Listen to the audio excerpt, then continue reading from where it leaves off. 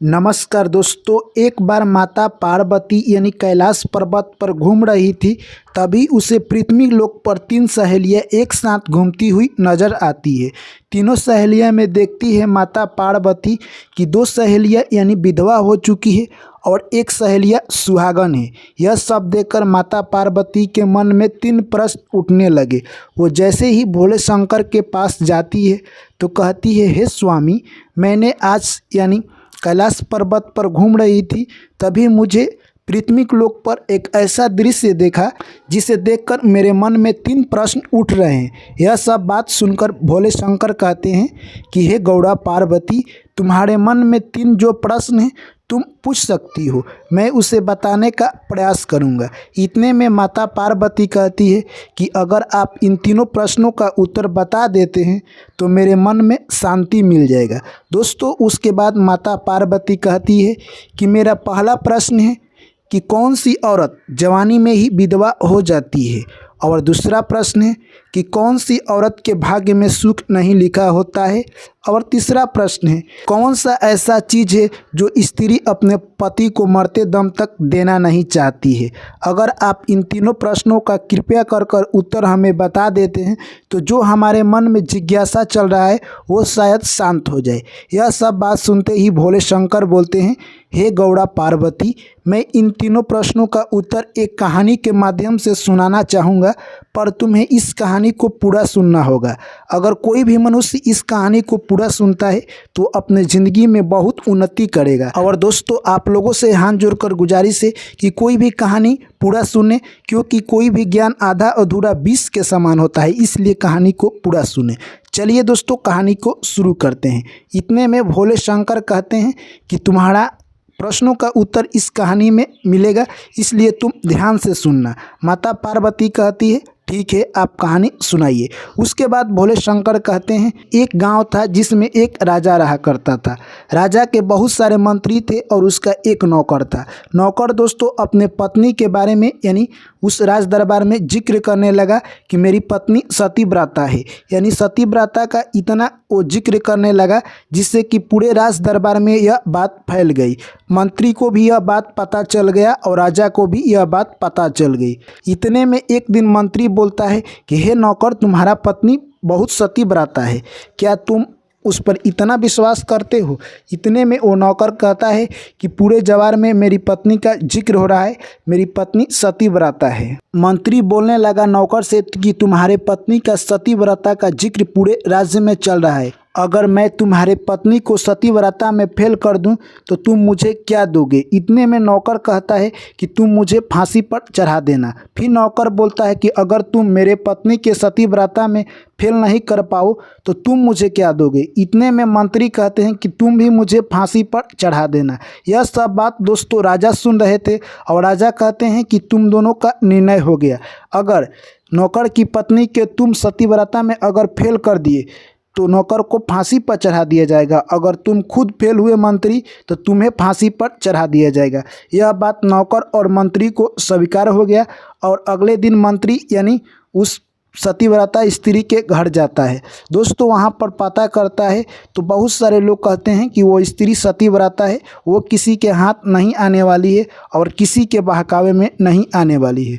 वो मंत्री एक दासी रखा था, दासी से जाकर कहता है कि तुम मेरा एक काम कर दो, इसके लिए तुम्हें बहुत सारा धन दौलत और पैसा दिया जाएगा।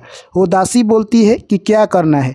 मंत्री दिमाग में एक आइडिया लगाता है और वो सारा आइडिया उस दासी को बता देता है। मंत्री कहता है कि तुम जाओ उसके घर और ऐसा ही करना। दोस्तों, दासी अगले दिन उस सतीव्रता औरत के घर जाती है और कहती है कि मैं तुम्हारी बुआ हूँ, जब से तुम्हारा जन्म हुआ है तब से मैं तुम्हारे घर नहीं आई हूँ और आज पहली बार आई हूँ। सतीव्रता औरत उस दासी को बहुत सारा अच्छा खाना खिलाती है और घर पर रखती है। वो दासी मौका पाकर एक दिन सतीव्रता औरत नहा रही थी, तभी वो दासी जाकर उस औरत को स्नान कराने लगती है और कहती है कि तुम मेरी बेटी समान हो, इसीलिए तुम्हें शर्म नहीं करना चाहिए।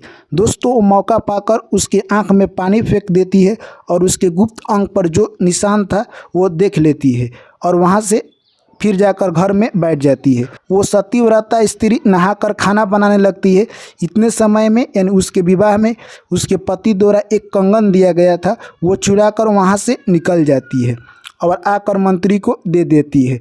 यह सब बात और कंगन लेकर मंत्री अगले दिन राज दरबार में पहुंच जाता है और नौकर को बोलता है कि तुम अपने पत्नी के सतीव्रता के ऊपर बहुत घमंड कर रहे थे। नौकर के पत्नी के गुप्त अंग के बारे में बता देता है और वो कंगन दिखला देता है। यह सब सुनकर नौकर अचंभित रह जाता है और राजा कहते हैं कि तुम्हारी पत्नी सतीव्रता पर खड़ी नहीं उतरी है, इसलिए तुम्हें अगले 15 दिन के बाद फांसी दे दिया जाएगा।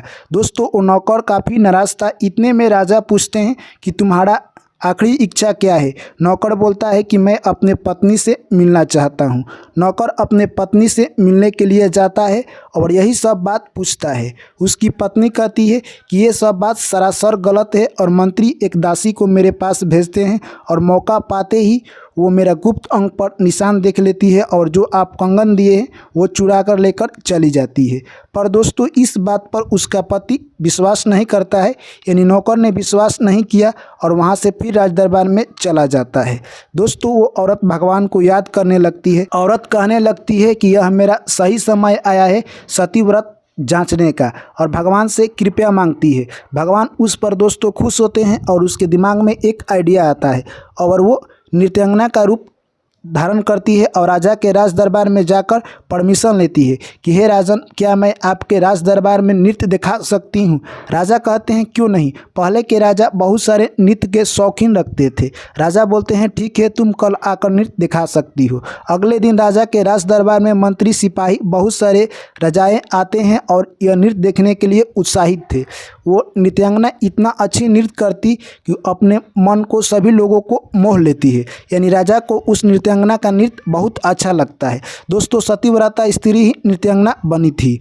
उसके बाद राजा कहते हैं कि मांगो, तुम वरदान में क्या मांगना चाहती हो। इतने में वो नृत्यांगना बोलती है कि मुझे इस राज्य में एक मेरा चोर है जो कि मेरा पैसा चुरा कर लेकर आया है, मैं उसको फांसी पर चढ़ाना चाहती हूँ। राजा बोलते हैं कि बोलो तुम्हारा चोर कौन है। तो उसी मंत्री को वो नृत्यांगना बता देती है।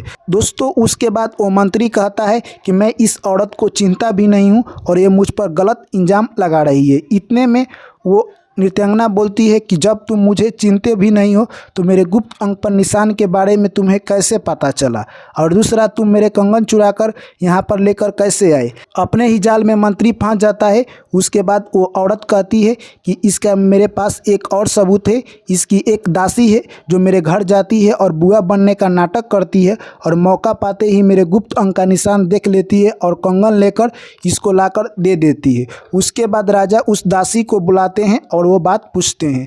दासी कहती है कि मैंने यह सब काम किया है। उसके बाद राजा उस मंत्री को फांसी का सजा सुना देते हैं। उस नौकर को राजा छोड़ देते हैं और नौकर फिर अपने पहली तरह जिंदगी जीने लगता है। उसके बाद भोले शंकर कहते हैं कि हे पार्वती, तुम्हारा पहला प्रश्न था कि कौन सी स्त्री जवानी में ही विधवा हो जाती है, यानी वह स्त्री जो अपने पति का नाम धरकर पुकारती है वो स्त्री जवानी में ही विधवा हो जाती है।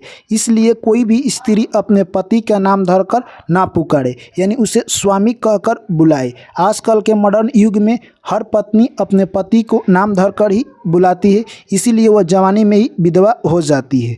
और दूसरा प्रश्न है तुम्हारा कि कौन सी स्त्री के भाग्य में सुख नहीं लिखा होता है। तो वैसी स्त्री जो कहीं पर जाती है, जैसे कि मॉल, मार्केटिंग या पार्टी में, और अपने पति से परमिशन नहीं लेती है, यानी नहीं पूछती है, ऐसे स्त्री के भाग्य में सुख नहीं लिखा रहता है, उसके भाग्य में दुख लिखा रहता है। और तुम्हारा तीसरा प्रश्न है कि स्त्री अपने पति को क्या नहीं देना चाहती है मरते दम तक। तो यानी स्त्री अपने पति को गाली नहीं देना चाहती है मरते दम तक। अगर कोई स्त्री अपने पति को गाली दे देती है तो दोस्तों यानी पतिव्रता नारी नहीं कहलाएगी। इसलिए कोई भी स्त्री अपने पति को गाली देना नहीं चाहती है, चाहे मरते दम तक भी वो गाली नहीं देना चाहती है।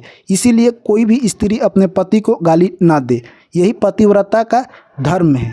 यह बात सुनते ही माता पार्वती कहती है कि हे भोलेनाथ, आपने मेरे दिल का तमन्ना पूरी कर दी, यानी हमारे दिल में जो 3 प्रश्न थे उसका उत्तर देकर आपने मेरे मन को शांति पहुंचाया। तो दोस्तों, इस कहानी से आपने क्या सीखा कमेंट करके हमें ज़रूर बताएं। वीडियो को लाइक करें, दोस्तों के साथ शेयर करें, चैनल को सब्सक्राइब करें। पहली बार आए हैं तो चैनल को सब्सक्राइब कर लीजिए और नोटिफिकेशन को ऑन कर लीजिए। चलिए मिलते हैं फिर नेक्स्ट कहानी में। ऐसे ही प्यार सपोर्ट बनाए रखें। जय श्री कृष्ण, राधे राधे।